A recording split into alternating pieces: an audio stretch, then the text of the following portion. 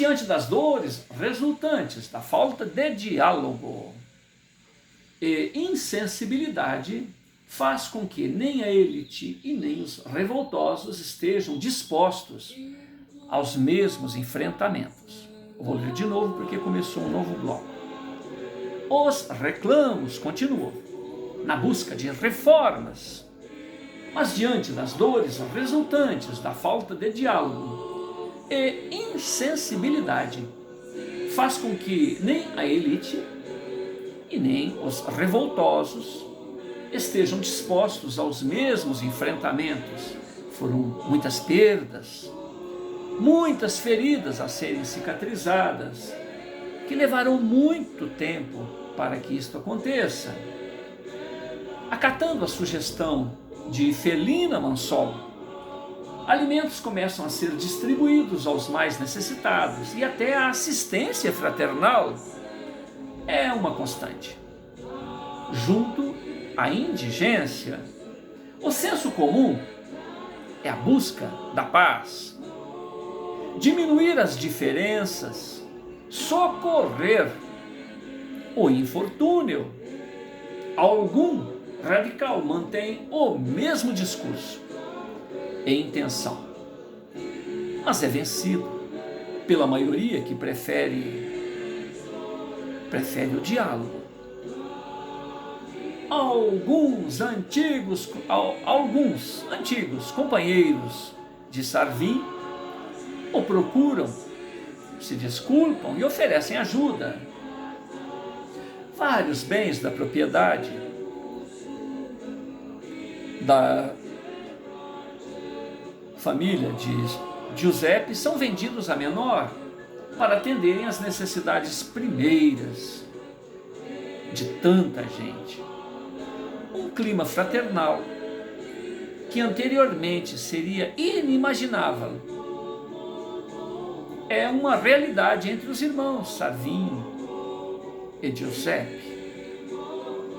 Na casa de Norma, irmã de Felina, Serjúlio, Aninha, o interesse pelo enlace de Aninha com um dos filhos de Felina Mansol passa a ser uma constante. Uma vez que a família do falecido Manuel Mansol recuperou a honra, já pode negociar, já pode interagir, o boicote deixou de existir. Agora a família de Felina Mansol e seus filhos gozava de bons negócios.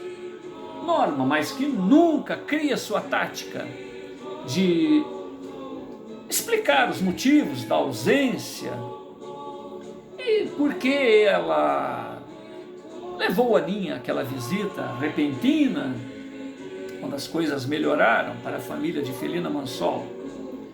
Plano elaborado, elas viajam. Logo que chegam, são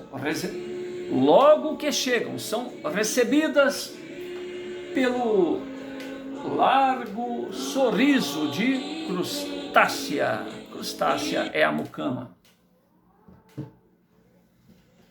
Sorriso que muitas das vezes denuncia o seu caráter austero, caráter severo e íntegro. Crustácia conhece bem as qualidades das visitantes, Aninha e Norma, toda empetecada, toda preparada à ocasião, sedutora. Aninha desce do veículo em gestos calculados, sorriso forçado, acompanhada por Norma, sua mãe, que busca secundá-la em sua atuação principal, em seu protagonismo sedutor, em polidez que não corresponde aos legítimos sentimentos que mantêm ambas em seu mundo íntimo, o que é prontamente identificado por qualquer mulher experiente. Página 61. Os gestos, sorrisos, acenos fingidos de Norma e Aninha são percebidos por todos, no entanto, são cortesmente recepcionadas pela anfitriã, que as abraça e as convida para um chá. Felina dirige meio olhar para as visitantes e ordena a Crustácea que a sirva.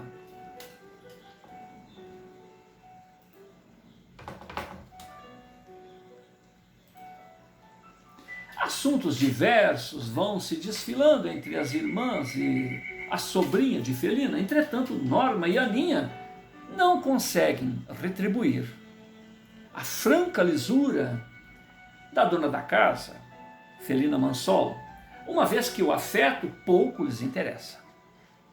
Os laços consanguíneos não lhes interessam. Norma e Aninha ali estão cobiçando o dinheiro acumulado do falecido Manuel Mansol. Diante do desconforto de ambas as visitantes, a visita se fez breve. Norma e sua filha retornam à própria residência, à própria casa, despindo-se, quando ali chegam, do fingimento e avaliam a situação. Norma, de olhar malicioso, inicia o diálogo com Aninha.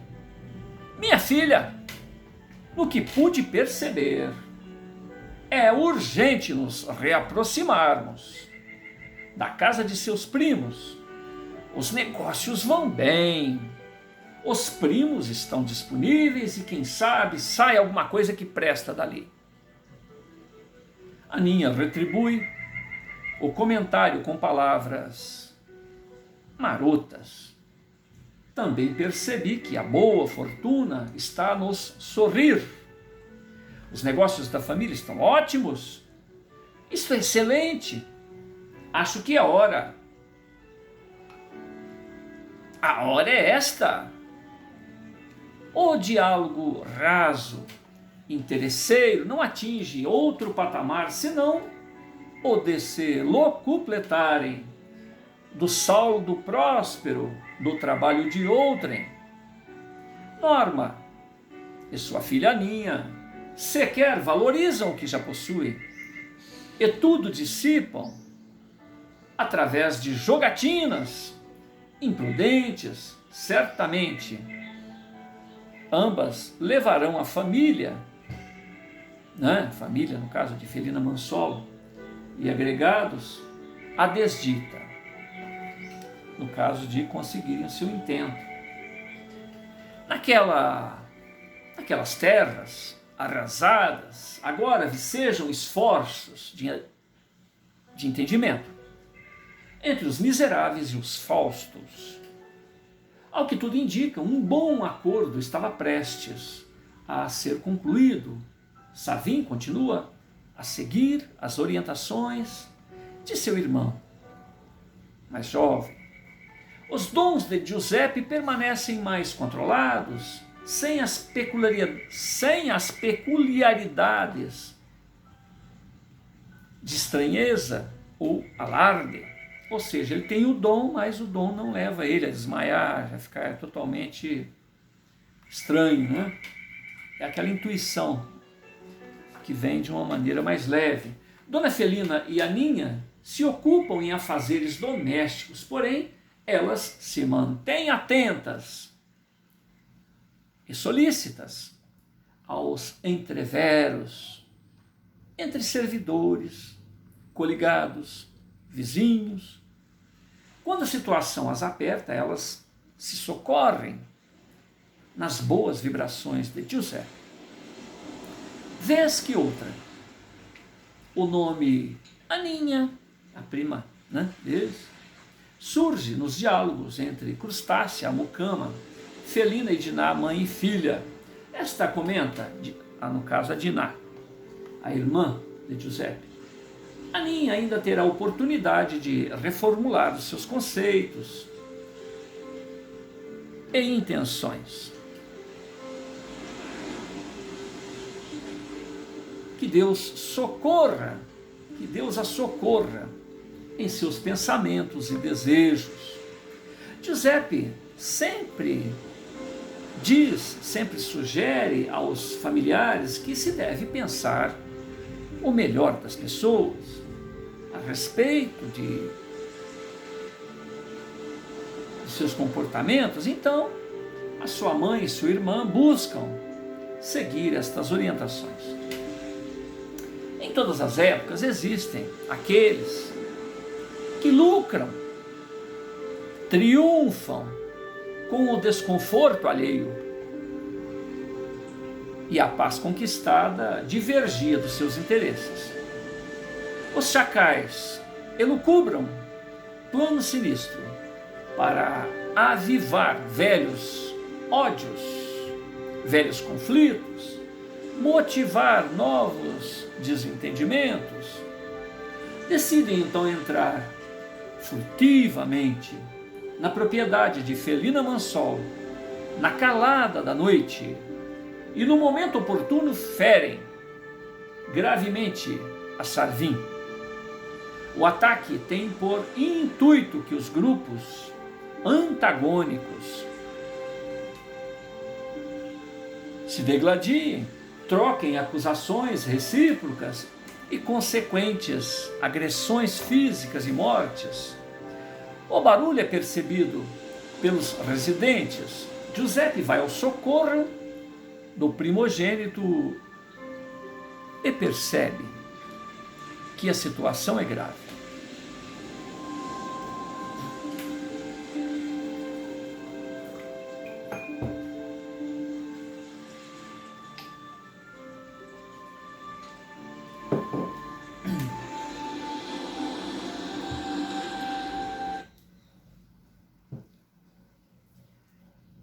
Entramos na página 62. Há certa dificuldade em se localizar um médico, tendo em vista o grande número de enfermos a cobrarem a sua atenção. Consequência dos eventos recentes, o doutor comparece à propriedade de Felina Mansol, estuda o padecente e, após vários esforços, constata que Sarvin não vai suportar a gravidade dos ferimentos. O clínico cientifica a condição do doente para os íntimos. Então se estabelece uma longa agonia entre os familiares, até que Giuseppe fica pálido, frágil, e como nos primeiros tempos,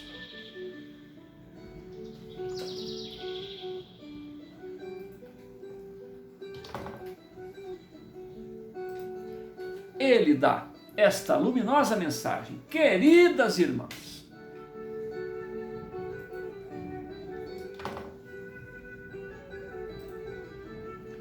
foram necessárias, queridas irmãs, Deus abençoe a nós todos. Lastimo as dores decorrentes destas horas. Entretanto, estas dores, foram necessárias para que Sarvin retorne à pátria da verdade com os louros da vitória, se melhorando diante das leis divinas.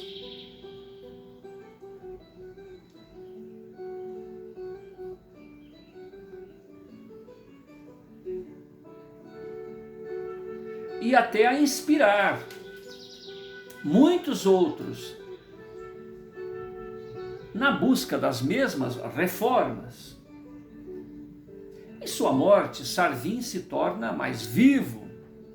Em sua trajetória de equívocos pela insensibilidade e indiferença, ele, por fim, descobriu o valor da compaixão.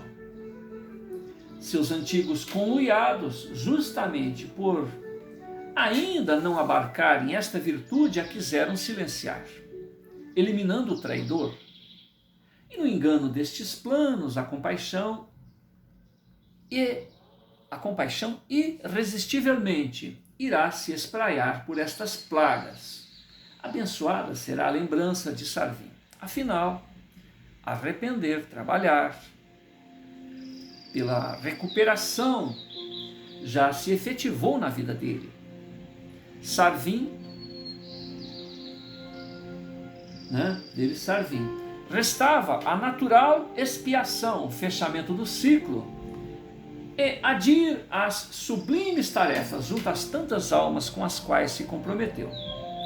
Sarvim, padecendo pelas mãos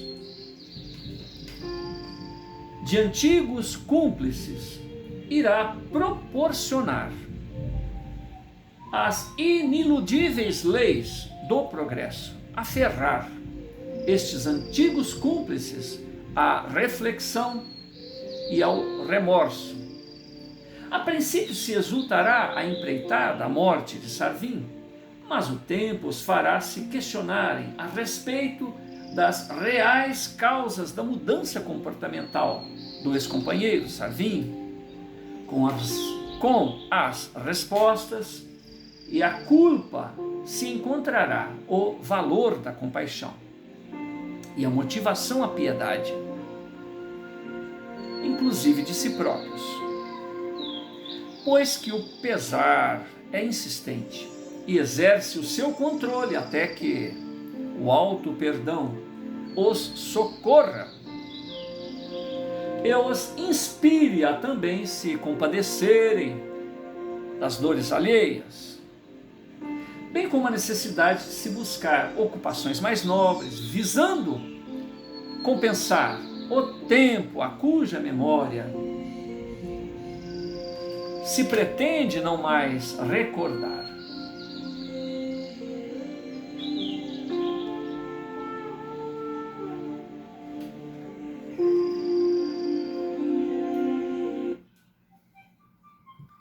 Aproveitando o ensejo da presença de Crustácea e do canal mediúnico de Giuseppe, Ramon deixa algumas palavras de carinho e fé para sua mãe. Dona Felina é estimulada a acompanhar Giuseppe mais de perto, tendo em vista os novos desafios a que todos estarão sujeitos. Diante da ausência de Sarvim e de Manuel Mansol na administração dos bens da família, como se sabe, Giuseppe nunca se ativera a estes encargos. Giuseppe nunca trabalhou. Neste esforço conjunto, estarão estreitando ainda mais os laços familiares. Ou seja, Manuel Mansol construiu o patrimônio, ou manteve o patrimônio herdado de seu genitor. Sarvim administrou por um tempo, mas morreu, agora, né, com esse fato que a gente acabou de ler. E resta quem? Felina, Diná e Giuseppe. Giuseppe, então, é o homem da casa, que nunca trabalhou, não tem ideia do mercado, do comércio, e com isto ele terá dificuldade, né, em organizar o patrimônio da família. Então, Felina Mansol toma a frente, e deixa o Giuseppe ir acompanhando aquilo. Enfim, é um esforço da família toda para que a vida financeira, a situação social, né, continue, né, resolva-se. As despedidas fúnebres se seguem e, graças à serenidade de Giuseppe, essa etapa passa com mais facilidade para Dona Felina e Diná. Quanto à parte financeira, Dona Felina toma conta dos negócios da família e estes prosperam relativamente bem. Entretanto, ela passa a ter problemas de saúde, comprometida esta saúde devido às inesperadas responsabilidades e às emoções decorrentes da perda de seu consorte e do seu primogênito.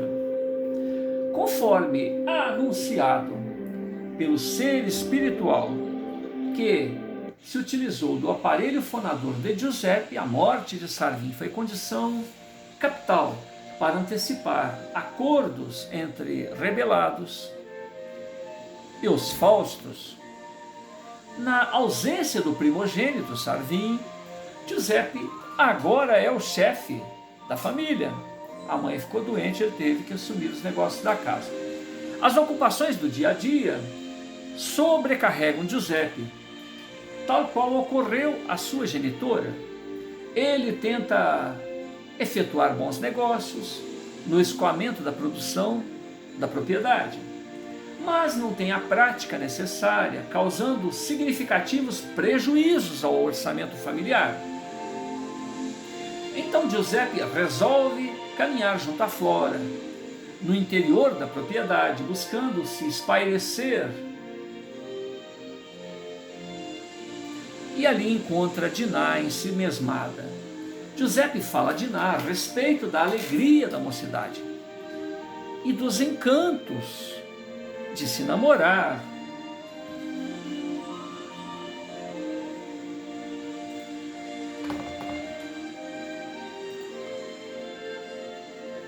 Ocasião em que entende que a causa da apreensão da jovem é justamente aquela. Ele a acolhe nos braços em gratidão aos vários anos em que teve o apoio incondicional dela, quando todos o repudiavam. Então ele se esforça por retribuir os mesmos cuidados nesta fase tão difícil da vida.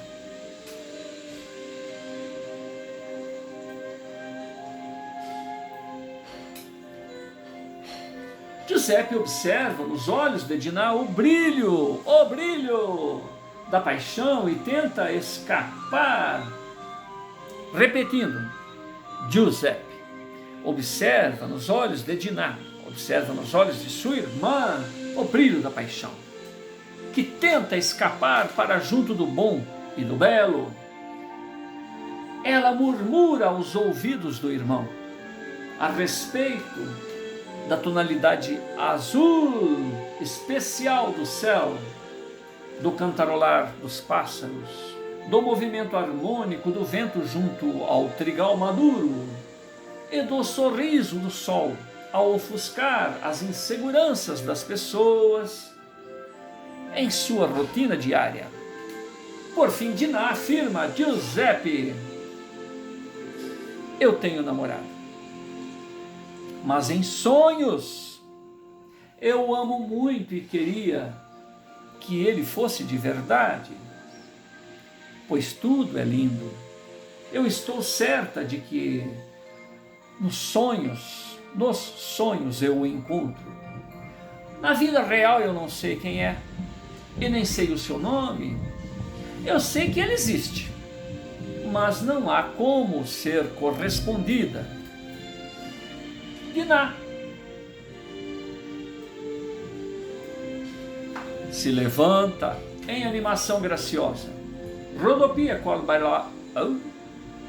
Dinah se levanta em animação graciosa, rodopia qual bailarina, e se aconchega a uma árvore a qual abraça e fala: eu te amo muito, queridinha. Depois, Dinah evoluciona as sucessivas árvores em beleza e ventura. Ela diz: não fiquem com ciúmes, eu também amo todas vocês. Lindinhas! Dinah acaricia algumas folhas, beija a outras. Em meio à flora, ela faz dos ramos flexíveis braços imaginários de parceiros em uma coreografia, a cuja música só ela ouve. Giuseppe fica deslumbrado com os êxtases de sua irmã. Ele não se atreve a interrompê-la, até que encontra o momento oportuno para chamá-la ao chão da terra. Ele não se julga a pessoa ideal para cumprir tal advertência, uma vez que a sua própria vida, a vida de Giuseppe, nada mais foi que o voejar.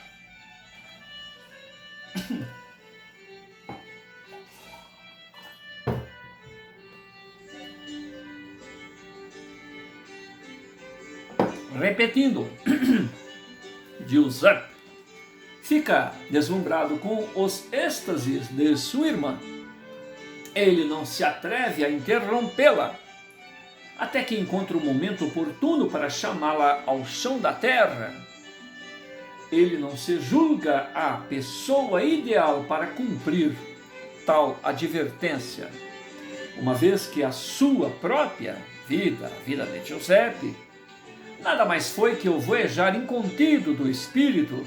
Giuseppe muito se desculpa por fazer esta convocação. Diná compreende também, se desculpa pela brincadeira.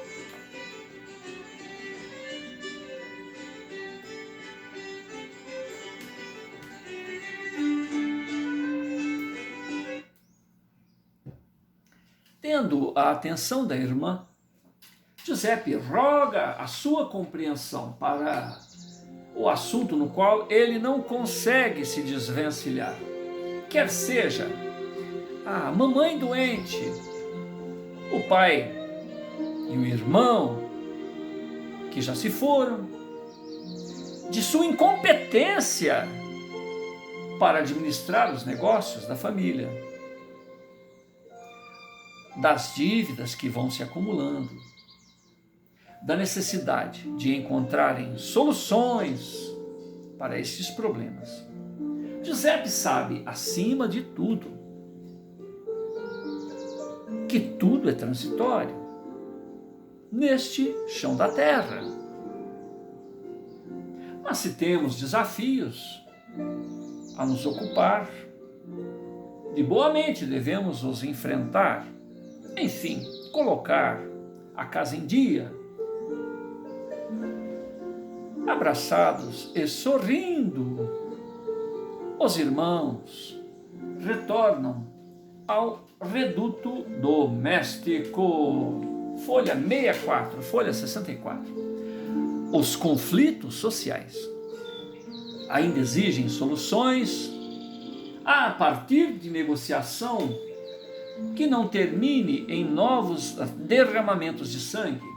Ainda há, de um lado, o luxo e privilégios, de outro, aqueles que não têm, ou que têm somente seus braços, quando saudáveis, para garantir a própria sobrevivência, ou seja, a maioria dos viventes, a maioria dos envolvidos no conflito. Em meio a uma sociedade que considera seus servidores como animalejos sem alma, estes lacaios lembram a si próprios, a si mesmos, que não o são, e se empenham em construir e fortalecer os laços familiares, que por extensão têm desdobramentos místicos, espirituais, comunitário, social e solidário, sublimando o próprio interesse ao interesse coletivo. Enfim, a família faz lembrar a si mesmos, aos servidores, aos escravos, aos subalternos, ao poder da elite, que eles são e continuarão sendo humanos. Para a elite, os escravos são animais domesticados, com a única função de servir e dar lucro. Neste afã, os escravos têm direito de se alimentar, ter um abrigo e nada mais. Embora alguns Faustos ainda se dignem a dar algum dinheiro com o intuito de tornar seus trabalhos mais produtivos. Dentre eles estava a dona Felina Mansol, seguindo a orientação do filho Giuseppe Restart. Os demais viam com reproche a melhoria nesta relação do Senhor com os escravos de sua propriedade. Na propriedade da irmã de Felina Mansol ocorre diálogo entre Norma e sua filha, Aninha, a respeito da morte de Sarvin e da fortuna que agora está nas mãos de Giuseppe Restarte. Norma alerta a filha para o fato de que durante todo o tempo em que lá estiveram, o idiota do Giuseppe só tinha olhos para ela, Aninha. Aninha, sabendo do seu valor para livrá-los da ruína, consequentes das jogatinas dela, sua mãe e seu pai, Ser Zúlio, faz-se difícil. Lembra a genitora das tantas vezes que sugeriu ter o Giuseppe como consorte,